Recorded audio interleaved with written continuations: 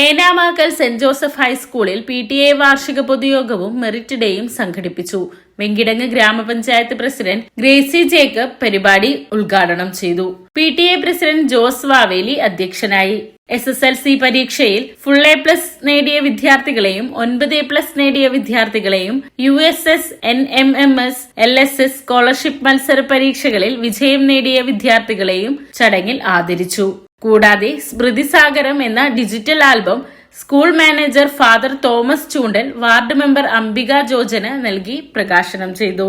പ്രധാന അധ്യാപകൻ ജോഷി പോൾ, ജനപ്രതിനിധി AH ഫൈസൽ, SSLC 1975 ബാച്ച് പ്രതിനിധി AT Chacko, mother PTA president Jolly Stephen, first assistant Jyothi Antony, NT Shyji എന്നിവർ സംസാരിച്ചു. കൂടാതെ 2026-27 വർഷത്തേക്ക് 21 അംഗ PTA എക്സിക്യൂട്ടീവ് കമ്മിറ്റിയെയും തിരഞ്ഞെടുത്തു. കമ്മിറ്റി ഭാരവാഹികളായി പ്രസിഡന്റായി ജോസ് വാവേലിയെയും വൈസ് പ്രസിഡന്റായി AH ഫൈസലിനെയും ജോളി സ്റ്റീഫൻ മദർ PTA പ്രസിഡന്റായും Muneera Suhail mother PTA vice പ്രസിഡന്റായും തിരഞ്ഞെടുത്തു.